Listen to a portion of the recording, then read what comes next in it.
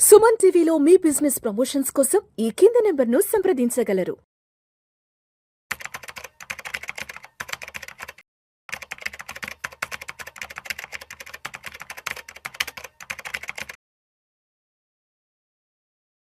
నమస్తే మాధవిరెడ్డి గారు.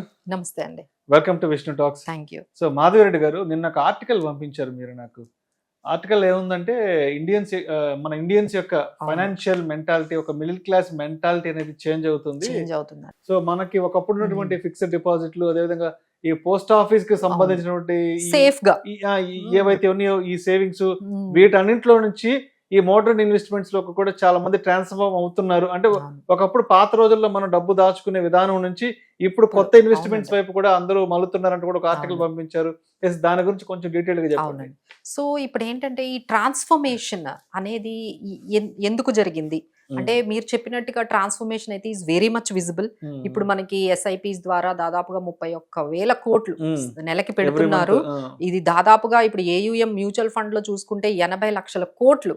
అంటే మనం త్వరలో మేబీ ఈ ఇయర్ లోనైనా 1,00,000 కోట్లకి దాటిపోయినా ఆశ్చర్యపోక్కర్లేదండి. ఆ విధంగా అంత డ్రాస్టిక్ గా షిఫ్టింగ్ అనేది, ఈ ట్రాన్స్ఫర్మేషన్ అనేది, అంటే వెల్త్ క్రియేషన్ వైపు కొంచెం టైం స్పెండ్ చేస్తున్నారు, వెల్త్ క్రియేషన్ గురించి ఆలోచిస్తున్నారు, మన ఫ్యూచర్ కి మనం కొంచెం ఏదైనా చేసుకోవాలి అనే ఆలోచన అయితే అందరిలో కూడా బాగా వచ్చిందండి. మేబీ కొంచెం ఈ మార్కెట్లో అంటే ఈ పర్టికులర్ జాబ్స్ గురించి సంబంధించిన అన్సర్టనిటీ కావచ్చు, ఈ ధరల పెరుగుదల, ఈ ఇన్ఫ్లేషన్ గురించి భయపడైనా వీళ్ళు ఇంక ఈ విధంగా ఏదైతే మన పాత పద్ధతులు ఏవైతే ఉన్నాయో, బ్యాంక్ ఫిక్స్డ్ డిపాజిట్లు కానీ, కొంచెం గోల్డ్ కొనుక్కోవడం, లేకపోతే అప్పట్లో ఎక్కువ అవే చేసేవాళ్ళు కదండి, లేదా RD రికరింగ్ డిపాజిట్లు పెట్టుకునే వాళ్ళు, ఫిక్స్డ్ డిపాజిట్లు, లేకపోతే PFలు, ఇవన్నీ కాదు మనకి. వీటి వల్ల మనం ఇన్ఫ్లేషన్ ని బీట్ చేయలేము. ఇన్ఫ్లేషన్ అడ్జస్టెడ్ రిటర్న్స్ మనకి కావాలి అంటే మినిమం ఒక 12% వస్తే కానీ మనం వెల్త్ క్రియేట్ చేయలేము అనే విషయం అయితే అందరికీ ఖచ్చితంగా అర్థమైందండి. సో ఫ్యూచర్ ఫస్ట్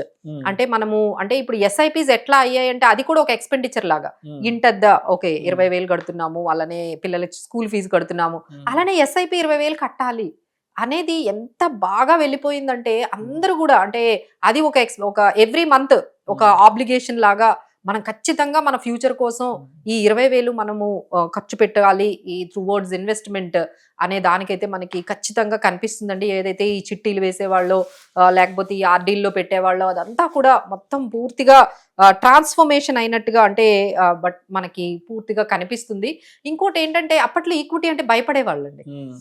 అమ్మో ఈక్విటీయా, అమ్మో స్టాక్ మార్కెట్, ఇందులో గ్యాంబ్లింగ్ అనే ఏదైతే మెంటాలిటీ ఉందో ఆ మైండ్ సెట్ పూర్తిగా మారి ఈ SIP అనేది మొత్తం మార్చేసిందండి. ఈ మైండ్ సెట్ నే మార్చేసింది. ఎందుకంటే ఒకేసారి పెట్టట్లేదు మనం మార్కెట్ లో.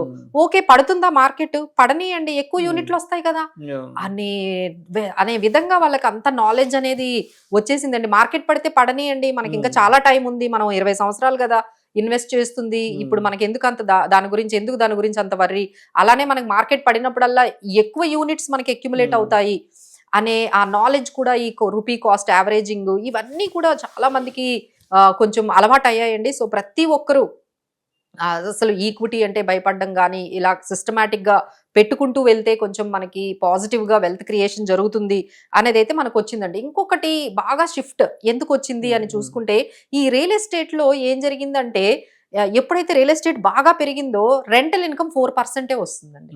మీరు ₹1,00,00,000 ఇల్లు కొన్నా మీకు ఎంత వస్తుందండి రెంట్? ₹1,00,00,000 మీరు ఇల్లు కొంటే దాని మీద మీకు 4% వర్కౌట్ అవుతుంది, ఈ రెగ్యులర్ ఇన్కమ్. సో ఇలా అయితే మనకి ఇంకా ఈ ఇన్ఫ్లేషన్ కూడా బీట్ చేయలేకపోతున్నాయి రెంటల్ ఇన్కమ్స్. సో ఈ విధంగా ఈ ఇల్లులు కొనడము, లేకపోతే దాని మీద రెంటల్ ఇన్కమ్ తెచ్చుకోవడము, అదొక రిటైర్మెంట్ ప్లానింగ్ లాగా అప్పట్లో ఒకప్పుడు చాలా మంది అప్పట్లో ఒక ఇల్లు కొనుక్కొని దాన్ని రెంట్కి ఇచ్చారంటే అది సెటిల్మెంట్ లా ఫీల్ అయ్యేవాళ్ళు. ఓకే మనకు లైఫ్ లాంగ్ రెంట్ వస్తుంది, ఆ రెంట్ మీదే మనకు పెన్షన్ లాగా వస్తూ ఉంటుంది, ఒక రెగ్యులర్ ఇన్కమ్ లాగా ఫీల్ అయ్యే ఆ పర్టికులర్ ఏదైతే ఆ మెంటాలిటీ ఉందో చాలా చేంజ్ అయిందండి. అందులో నేను బాగా షిఫ్ట్ చూశాను. ఎందుకంటే క్యాలిక్యులేట్ చేసుకుంటున్నారు, నేను ₹1,00,00,000 పెడుతున్నాను, నాకేమో రెంట్ 20,000 వస్తుంది, సో నాకు దాదాపుగా 4% వర్కౌట్ అవుతోంది. సో దీనివల్ల మనకి వెల్త్ క్రియేషన్ అయితే ఏమీ జరగట్లేదు, మనకి దీనివల్ల ఏం పెద్ద లాభం లేదు. ఇలా ఇల్లులు కొనుక్కుంటూ వెళ్ళిపోయి ఆ రెంటల్ ఇన్కమ్ వల్ల మనకి 3-4% అంటే దాని మెయింటెనెన్స్ ఖర్చులు, దాని ప్రాపర్టీ ట్యాక్స్లు అన్ని కట్టుకోక ఎంత ఉంటుందండి? అది 2 నెలలు వేకెంట్ గా ఉందనుకోండి, మీకు ఇంకేమొస్తుంది?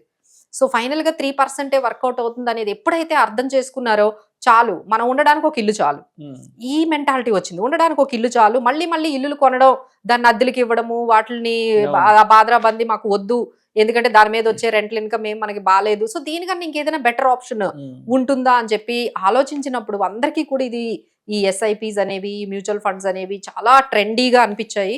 సో ఇప్పుడైతే ఈ జెన్జీస్ ఎవరైతే ఉన్నారో వాళ్ళైతే అసలు ఖచ్చితంగా రియల్ ఎస్టేట్ వైపు వెళ్ళట్లేదండి. అందరూ కూడా ఎవరైతే ఈ జెన్జీస్ ఉన్నారో వాళ్ళందరూ కూడా ఈక్విటీ వైపుకి, ఐపీఓస్ వైపుకి చాలా మనకి ఎక్కువగా ఆ ట్రెండ్ షిఫ్టింగ్ అనేది కనిపిస్తుంది. అలానే పెద్దవాళ్ళు కూడా అండి ఇప్పట్లో ఈ 50 ఇయర్స్ ప్లస్ లో ఉండే వాళ్ళు కూడా మా దగ్గరకు వచ్చి, మేడం బ్యాంకుల్లో పెట్టుకుంటే మేడం 4% 5% వస్తుంది మేడం, మాకు ఎట్లా వర్కౌట్ అవుతుంది, సో ఏదైనా బెటర్ గా ఉంటే చెప్పండి, కనీసం 10 రావాలి కదండి అనేది బాగా పెరిగిందండి. అప్పట్లో బ్యాంకుల్లో 12% 10% వచ్చుండేది ఇంట్రెస్ట్.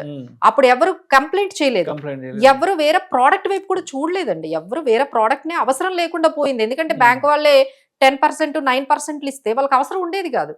ఎప్పుడైతే ఈ బ్యాంక్ ఇంట్రెస్ట్ ఎప్పుడైతే ఈ 4% టీడీఎస్ కట్ అయిపోయి 5% ఇట్లా వస్తున్నాయో ఇంక ఇందులో ఉంటే లాభం లేదండి. ఈవెన్ 50 ఇయర్స్ వాళ్ళు కూడా ఆలోచించే పరిస్థితికి అయితే వచ్చారండి. వాళ్ళు కూడా భయపడకుండా వాళ్ళు కూడా మ్యూచువల్ ఫండ్స్ లో ఇన్వెస్ట్ చేస్తూ ఉన్నారు. మా దగ్గర చాలా మంది క్లయింట్స్ ఇదే కంప్లైంట్ తో వస్తున్నారు, మేడం 4-5% అయితే మేము ఇన్ఫ్లేషన్ ని మేము బీట్ చేయలేము, మాకైతే కొంచెం మంచి బెటర్ అట్లీస్ట్ ఒక 10% అయినా వచ్చేటట్టు. తర్వాత మ్యూచువల్ ఫండ్స్ లో డెట్ మ్యూచువల్ ఫండ్స్ కూడా ఉన్నాయి కదండి, అంటే ఈక్విటీలోకే వెళ్ళాలి. వాళ్ళే చెప్తున్నారండి, అంటే మేడం మల్టీ అసెట్ ఫండ్స్ ఉన్నాయి కదా, ఫ్లెక్సీ క్యాప్ ఫండ్స్ ఉన్నాయి కదా, ఇందులో ఎక్కువ రిస్క్ ఉండదు కదా, అంటే అంతా వాళ్ళకి అర్థమైందండి. ఎందుకంటే ఓ 10 ఇయర్స్ 20 ఇయర్స్ జర్నీ చేశారు మ్యూచువల్ ఫండ్స్ లో. బాగా జర్నీ చేసినప్పుడు వాళ్ళకు ఒకటి అర్థమైంది ఏంటంటే, మార్కెట్ ఇలా కొన్ని సార్లు పడినా ఒక 2 ఇయర్స్ కొంచెం డౌన్ లో ఉన్నా మళ్ళీ అది రీబౌండ్ అవుతుంది. మళ్ళీ మనకి మినిమం ఎంత లేదన్నా ఒక 12% అయినా ఇవ్వగలిగే ప్రోడక్ట్ ఏదైనా ఉంది అంటే అది మ్యూచువల్ ఫండ్స్ అని చెప్పి అందరికీ నమ్మకం వచ్చింది. అందుకనే మనకి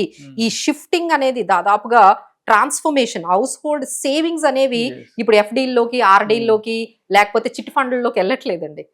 ఖచ్చితంగా ఆ 20,000 30,000 ఏదైతే ఒక మధ్యతరగతి వాళ్ళు సేవ్ చేయాలనుకుంటున్నారో ఖచ్చితంగా ఆ అమౌంట్ అయితే ఎస్ఐపిస్ ద్వారానే వెళ్తుందండి. సో భయపడాల్సిన అవసరం ఏమీ లేదు, ఎందుకంటే India is going to be 3rd largest economy.